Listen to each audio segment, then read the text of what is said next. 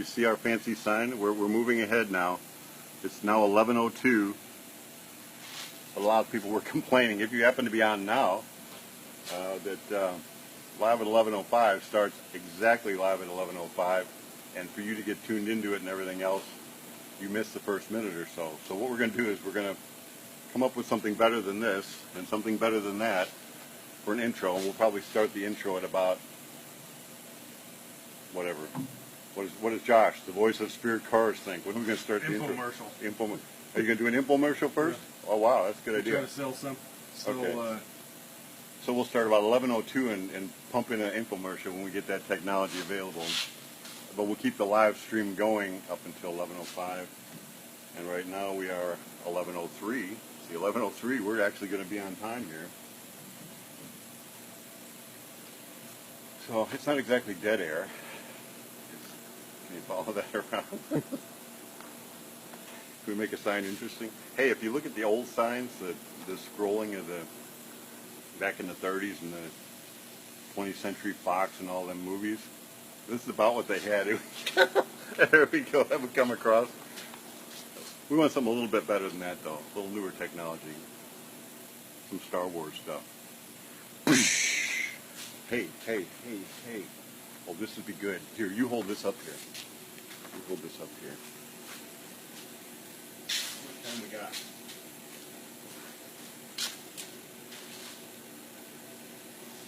$11:04. Perfect timing. We got it. Uh-oh, pulling out the torch.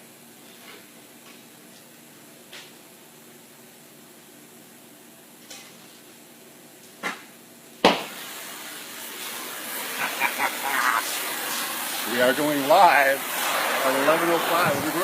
Oh, almost burned me. Live at 11:05. Where's OSHA? We need him in here. All right. Fire department. Yeah. Okay, we're live. 11:05 on BC. And Josh, the voice of Spirit, is behind. I'm going to put this back. It's not my department. I'll be in trouble if it's not where it belongs. Yesterday we had some technical difficulties. We did the video. The video looked good, and for the first about hour or 2 hours, it posted up onto the Facebook page. And then after about 2 hours, it just the video locked up at about 2 minutes, and you didn't see the end. But Sean, we showed this in the beginning. The gas tank. This is Larry's car. We're sitting up a little bit higher, and he didn't really like it that way, and he was right. It's better down. So I gave Sean 5 minutes to mock it up, and he actually got it accomplished. But you couldn't see that in the video, and I'm sure Larry is anxious to see what it looks like, so this is what it looks like. So we started here just so Larry could see that. We're going to work on Rob's car, though, today. We're trying to get it done. Eddie's working on the seat, and he's got the sliders working that will clear the frame. So we'll get some pictures of that and post it on the Facebook page, and maybe even show part of the video tomorrow of his seat. So that's an update to Larry and anybody else that's here. So tonight at 9 o'clock, we're going to do a 9 o'clock. It's prime time, Tuesday night. That's the time we're going to do it. Looks like Chris is working away here. It's a little noisy till he gets. You done bowling? Yeah. Okay. So anyway, 9 o'clock tonight. If you have any questions that we can answer, we want to make it interactive. We're going to try to set up a computer next to the video, and maybe even do put the thing on a tripod so it's not so jumpy, and get the mic right so you can hear it good. And I'd really like to answer some questions. So if you have questions, put them on now. And if you can be there at 9 o'clock tonight, come on, and if we can see questions coming across the comments board, I'll see if I can answer them then. Right now, we're getting close on Rob's car. It's Rob's from Vegas. Way cool. The frame is Z'd. I need to work on my pronunciation. I've been listening to the videos. It has a Z'd frame, and wild radical motor. He said it's dynoed out at about 800 and something, and then he builds these real neat nitrous systems. And when you put nitrous on it, it gets up almost another 200 miles or 200 horsepower. So radical car. So I'm just going to go over today kind of how we accomplished what we got going on. So Again, we don't have our signal strengthened in the back of the shop yet, but I think we can. Are we good? We got bars. Yep. If you can look in here, I'm gonna let Josh just kind of show around. I'll hop on the other side.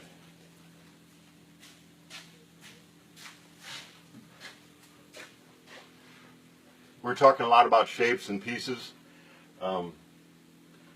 You can see in here our floor has a Cormat or Nitacore. Plascore, I think it's called, is the brand we use now. This is a honeycomb, a plastic honeycomb. It has fiberglass underneath and fiberglass on top. And when we delivered the car, the floor was installed, but the floor was lower than this, and this piece was attached. So what he did, he cut this out and raised it. We're going to fill this panel.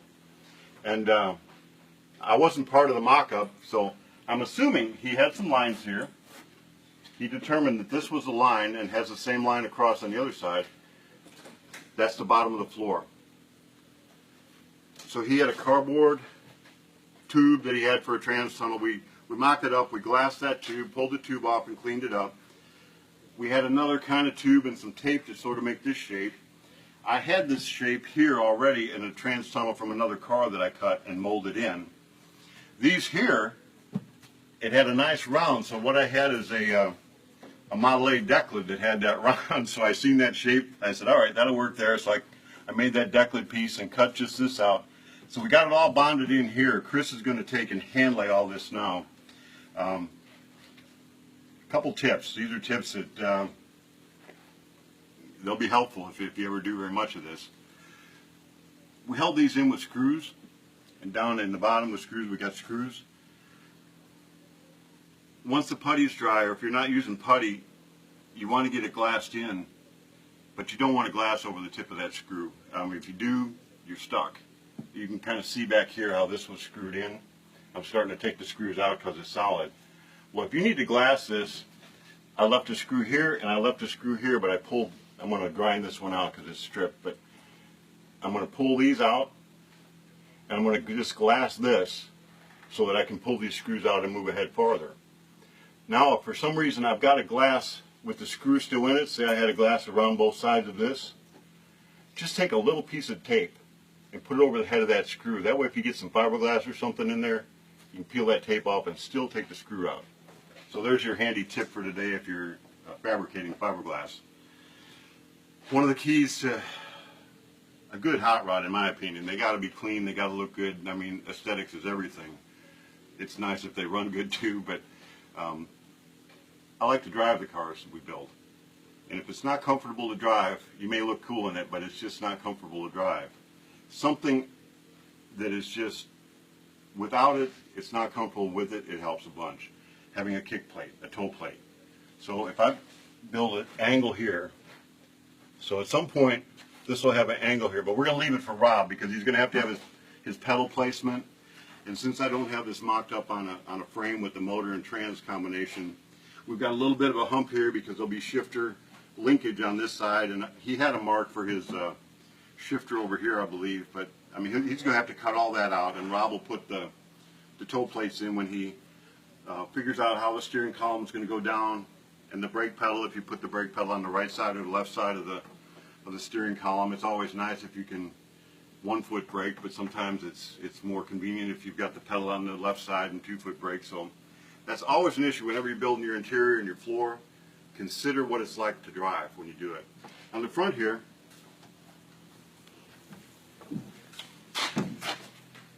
this section was cut out and he raised it up here. So I just had some angle pieces left over from the inside when we put the raise for the floor. I just cut an angle, bonded it in. I had it taped down here. That's all I do is I would tape all these pieces from this side. I pulled the tape off already. Bond it on the inside and then glass it on the inside. Now that it's all secure, when Chris gets done glassing the inside, we'll grind this, glass on top of that to make sure it's secure. Whatever it takes to get it where it needs to be. It'll be hard to see it, but I had a problem getting the 90 degree to be where I wanted on the bottom there. So I had to get a piece of wood. We screwed a piece of wood flat under the car, and we screwed the other one sideways. This one lined up better on this side. Didn't have to do that. The tape was enough to hold it. When I put this in, I've got it secure now. I put a piece of tape on there to hold that in because it was wanting to push out a little bit. That didn't work for me. So I just was laying around. All I did was jam that thing in there, push it in, tape it on. Once the putty's dry, I can glass it. It's going to be, the stress will be in it, but it's not going to move the car. Do be aware though, if you build a lot of stress into something, if you've just got to take a piece of fiberglass and just wedge it way out, say I'm doing this firewall and I want to move this thing out 2 inches, you may need to stress relieve. If I'm going to bend it down here, I may need to cut some lines here to stress relieve this to pull this out. Because if I have too much pressure on it, that pressure is going to stay in there and it's going to want to ultimately pull it, and you may wind up with a stress crack in your paint or something. Won't be that big a deal if you make sure that it's pulled and you don't have too much tension on it. Other than that, I think we're going to flip this thing over here after lunch. I got a few other projects to do, but I'm going to try to have it primed tomorrow for our live at 11:05. We'll show the bottom of this. I think whether it's in primer or not, it'll be real close, and you'll be able to see what this looks like. And then that may be the last you see of this project until, hopefully, Rob, maybe we make a trip to Vegas when he gets it all done and do a live from Vegas. And he's, who knows? We'll see what the future has to hold there. I believe we have a special guest coming in tomorrow. Well, you never know who's going to show up around here, but there's no promises for anything. But again, friend of mine, Ernie, hot rod man. We decided this is how we're going to end the show. If this is the show, our little 1-minute thing here. He wrote a book here. It's just a bunch of little one-liners, not proverbs, but a lot of good stuff in them. The only things in life worth doing create happiness in the lives of others and spills over onto our own lives. So for today, it's live at 11:05. Please, please, please join us tonight at 9 o'clock. I've said it before, I'm going to say it again. We're not doing this show for us. This is your show. As long as people want to see it, and we can be of help in helping you build your hot rod. We say around here we don't build cars, we build dreams. We'll keep doing it. As long as there's interest, we will gladly do it. And if there's no interest, well, I live in the I live in the reality world anyway. So for today, have a good day.